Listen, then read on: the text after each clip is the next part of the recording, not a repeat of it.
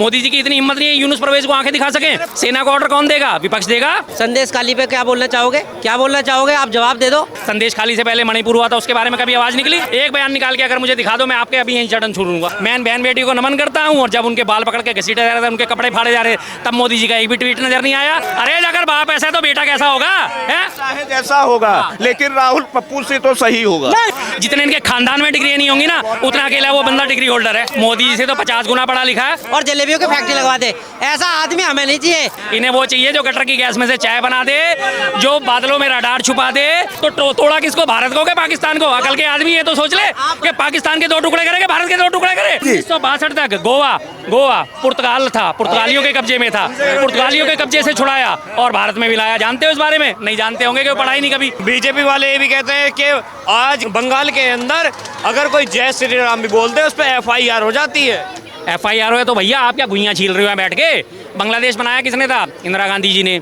जब तक कांग्रेस का शासन था 2014 तक, तब तक बांग्लादेश में किसी हिंदू के ऊपर आपने अत्याचार की बात सुनी? 2025 आ गया, मोदी जी तीसरे टर्म में आ गए हैं, और उसके बाद ये सारी हरकतें क्यों नहीं शुरू हुई? मोदी जी की इतनी हिम्मत नहीं है यूनुस परवेज को आंखें दिखा सके। बांग्लादेश में जो हो रहा है ना, वही तर्ज पे ममता बनर्जी चल रही है और वही हो रहा है। बात कर रहा हूँ, सेना को ऑर्डर कौन देगा? विपक्ष देगा?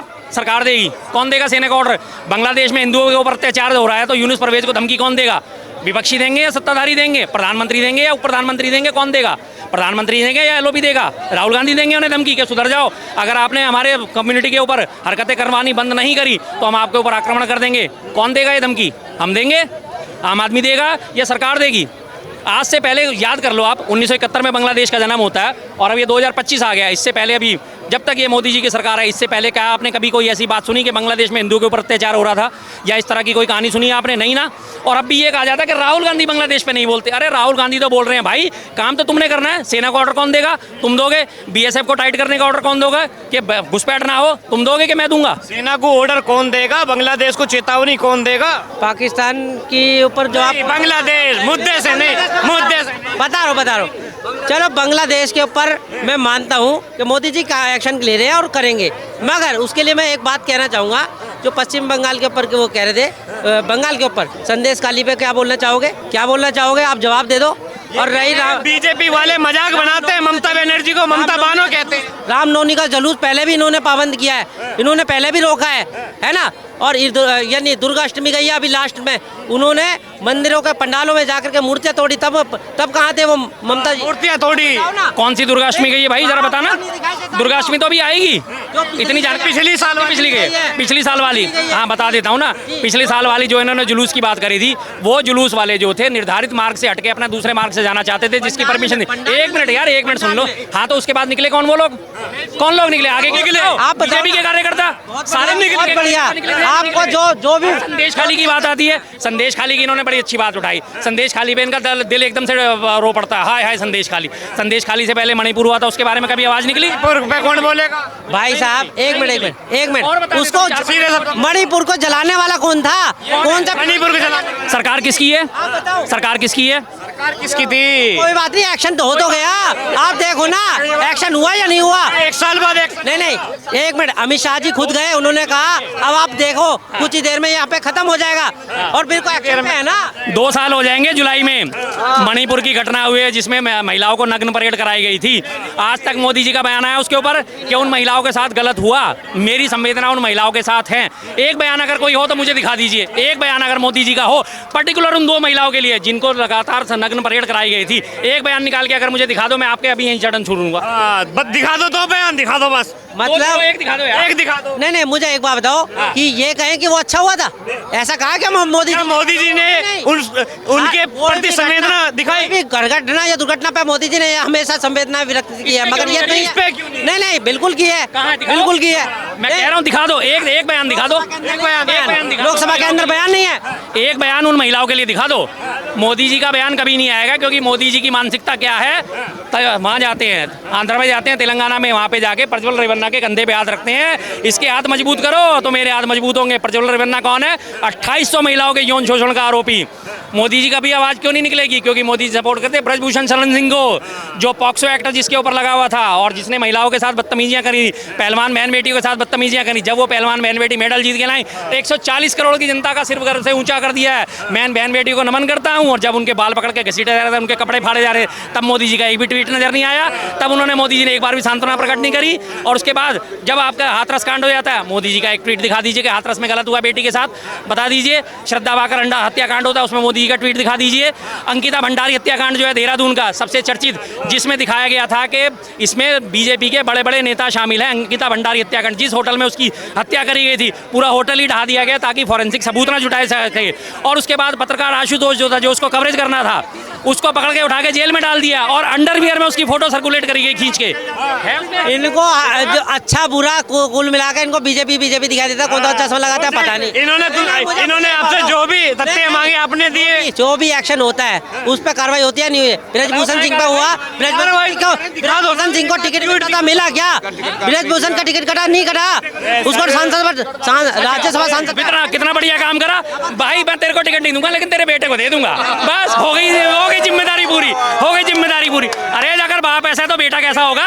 है जिसके गुण बाप और बेटे में आपस में गुण आते हैं। बाप को अगर ये हरकतें करी है, बेटा कोई बात नहीं, बाप को नहीं दे रहा मैं इस बार, बेटे को दे दूंगा, चिंता ना कर, बेटा आ जाए मेरे पास। हाँ, चाहे जैसा होगा, लेकिन राहुल पप्पू से तो सही होगा। ये तो इनके दिमाग का केमिकल लोचा है। बेवकूफ लोग हैं, इनसे, इन लोगों से मैं बात ही नहीं कर सकता। ये बेवकूफ लोग हैं, साफ बात है, मुंह पे कहता हूँ। ऐसे लोगों से मैं बात नहीं कर सकता जिन्हें इतनी भी समझ नहीं है कि कौन व्यक्ति क्या है। जितने इनके खानदान में डिग्री नहीं होंगी ना, उतना अकेला वो बंदा डिग्री होल्डर है।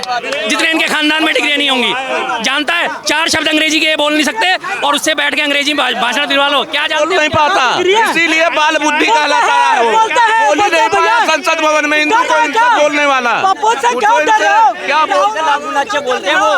पढ़ा लिखा की बात ये कर रहे हैं, मोदी जी से तो 50 गुना पढ़ा लिखा है। मोदी जी ने इतने बड़े पढ़ लिख के एंटायर पॉलिटिकल साइंस की डिग्री लेते हैं और उसके बाद वो कहते हैं बादल आ जाएंगे तो रडार काम नहीं करेंगे। तमाम दुनिया के वैज्ञानिक हैरान है भाई, हमने लाखों करोड़ रुपए खर्च कर दिया आज तक रडार तकनीक विकसित करने के लिए, और मोदी जी एक नई तकनीक लिया कि बादल आ जाएंगे तो रडार काम नहीं करेंगे। कितनी बड़ी अकलमंदी है? ज्यादा पढ़ा लिखा भी बेकार हो जाता है। सुनो ज्यादा पढ़ा लिखा भी हमारे को नहीं चाहिए। ऐसा पढ़ा लिखा जो खेतों को पक्का पकड़वा दे, आलू से सोना दे दे और जलेबियों की फैक्ट्री लगवा दे, ऐसा आदमी हमें नहीं चाहिए। ऐसा पढ़ा लिखा वो पक्का करने वाला नहीं, इन्हें वही चाहिए, इन्हें वो चाहिए जो गटर की गैस में से चाय बना दे, जो बादलों में रडार छुपा दे, जो A² 2² B² में एक्स्ट्रा 2A भी निकाल के दे दे, जिसमें सारे मैथमेटिशियन परेशान है। बड़े बड़े मैथमेटिशियन इस चीज को हल करने में लगे। एक्स्ट्रा 2A भी आया तो आया कहाँ से, लगे हुए हैं। इन्हें वो नेता चाहिए जो जाके विदेशों में 2015 में कहता है मुझे शर्म आती है, मैं उस देश में पैदा हुआ हूँ, उस देश में पैदा हुआ हूँ, मुझे शर्म आती है कहने में कि मैं उस देश में पैदा हुआ हूँ। भारत के लिए कहा गया था, इन्हें वो पसंद है। ये राहुल गांधी की बात करते हैं, जिनके खानदान ने यहाँ पे दिल्ली में मतलब हमारे भारत में टुकड़े टुकड़े करे, वो कह रहे मैं भारत जोड़ूंगा। अब कितना भारत ने जवाब मांगा जब 2015 का बयान, बंगाल बना तो इनके राज में बना, बंगाल बना तो इनके राज में बना है। ने भारत के टुकड़े हुए उसके बाद में कितने तो विखंडन किए, पूछो ना, पूछो इन्होंने। नहीं, बंगाल आपके राज में हुआ, तिब्बत इनके राज में कटा। आप बताओ कितने तिब्बत किसके राज में कटा? तिब्बत किसके? देखो अब इनकी अकलमंदी इतनी है, मैं रोज है, तिब्बत भारत का कभी हिस्सा था ही नहीं। तिब्बत भारत नहीं है, तिब्बत अलग देश है। तिब्बत अलग देश है, भूटान अलग देश है, नेपाल अलग देश है। लेकिन इन लोगों के दिमाग में ये केमिकल लोचा है कि तिब्बत भारत का हिस्सा था। जैसे नेपाल से हमारी आवाज आई है ना, बिना किसी पास, एक मिनट सुन ले आराम से भाई, हमेशा के लिए आगे बेइज्जती से बचा रहेगा, आगे बेइज्जती से बचा रहेगा। जैसे नेपाल में जाने के लिए हमारा कोई पासपोर्ट नहीं लगता, हमारा कोई आईडी नहीं लगती, नेपाली यहाँ आ सकते हैं, जा सकते हैं, यहाँ के लोग नेपाल आना जाना कर सकते हैं, ठीक है। सेम चीज़ हमारी तिब्बत के साथ थी। लेकिन 1962 के युद्ध में जब चीन ने तिब्बत को हड़प लिया, उसके बाद से वहाँ पे वीज़ा प्रणाली, परमिट प्रणाली लागू हो गई है। अब तिब्बत जो है वो चीन के हिस्से में है, चीन ने उसके ऊपर कब्जा कर रखा। तिब्बत शुरू से अलग से देश था, तिब्बत भारत का हिस्सा नहीं था। अगर नहीं यकीन तो अभी गूगल निकाल लो। में कौन था? बीजेपी वाले थे। अरे बता दो, बीजेपी वाले थे। किसके राज में? अरे तो किसके, एक मिनट मेरी बात सुनो, मेरी बात, अरे भाई सुनो तो सही, सुनोगे तो सुनोगे नहीं। 62 की जो बात कर रहे हो तो तिब्बत तो कभी भारत का हिस्सा था ही नहीं। मैं ये तो कह रहा हूँ, इस बात को तो सुन लो, तिब्बत कभी भारत का हिस्सा नहीं था, तिब्बत अलग देश था। तिब्बत में जहाँ उनकी ये जो अपने दलाई लामा है, इनकी सल्तनत चलती थी। जब वहाँ से 62 में निर्वासित होकर उसके बाद 1959 में आए थे, 62 में युद्ध इसी वजह से हुआ था क्योंकि भारत ने दलाई लामा को शरण दे दी थी, इसलिए युद्ध हुआ था। पता है हाँ? बांग्लादेश का किसके राज में बना? बांग्लादेश बता दो। किसके राज में बना? अब सुनो बांग्लादेश भारत का हिस्सा था। पहले भारत का नहीं था? कब? कैसे? कब पाकिस्तान में से? एक मिनट कब था?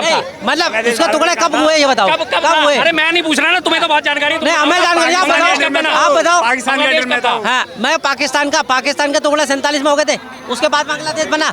एक मिनट बांग्लादेश भारत का हिस्सा कब तक था ये बताओ? कब तक था? 47 में कटा नहीं कटा पाकिस्तान? 47 में पाकिस्तान हाँ, कटा, ठीक है। ठीक है, उसके बाद हाँ, आप बताओ। बांग्लादेश भारत में था? आप क्या बता दो, पाकिस्तान का टुकड़ा था पाकिस्तान का हिस्सा था ना वो? हाँ, हाँ, तो ठीक फिर? है। तो तोड़ा किसको, भारत को के पाकिस्तान को? अकल के आदमी ये तो सोच ले कि पाकिस्तान के 2 टुकड़े करेंगे, भारत के 2 टुकड़े करे। पाकिस्तान तोड़ के उसने बांग्लादेश बनाया कि भारत तोड़ के तुम्हें बांग्लादेश बनाया? कितने एकता जो कर ली है बताओ, बता दो। ये कितनी एकता राहुल गांधी ने कितनी भारत तोड़ने की बात सुनते हैं। अब इनको एक चीज इनको क्लियर करते हैं, सिक्किम के बारे में जानते हो? सिक्किम भारत का हिस्सा है, बिल्कुल है। इससे कब तक था, कब से है? जब से 47 था भारत का हिस्सा था। जब से पहले से भारत का हिस्सा था वो। जब से सुनो मेरी बात, 1974 तक जो है सिक्किम जैसे हमारा भूटान, जैसे हमारा नेपाल, जैसे हमारा तिब्बत, इसी तरह से सिक्किम में अलग से राजशाही चलती थी और चीन उसे आक्रमण करके अपने में कब्जाना चाहता था। 18 सितंबर 1974 को इंदिरा गांधी जी के शासनकाल में चीन के ऊपर आक्रमण करने की चीन ने कोशिश करी। भारत ने अपनी फौजें भेजी, जाके चीनी फौजों को पीछे हटाया और सिक्किम को भारत में मिलाया। पता है कभी पढ़ाई नहीं होगा कभी जिंदगी में, पढ़ने लिखते तो यहाँ थोड़ी पेड़ छीलते। देखो भाई पहली बार एक मिनट शर्मा जी, 1962 तक गोवा पुर्तगाल था, पुर्तगालियों के कब्जे में था, पुर्तगालियों के कब्जे से छुड़ाया और भारत में मिलाया। जानते हो इस बारे में? नहीं जानते होंगे क्योंकि पढ़ाई नहीं, कभी पढ़े लिखे होते तो बात करते। बस धन्यवाद। देखो भाई ऐसा है, ज्ञानी से ज्ञानी मिले होए ज्ञान की बात और ज्ञानी से अज्ञानी मिले चले जूता और लात।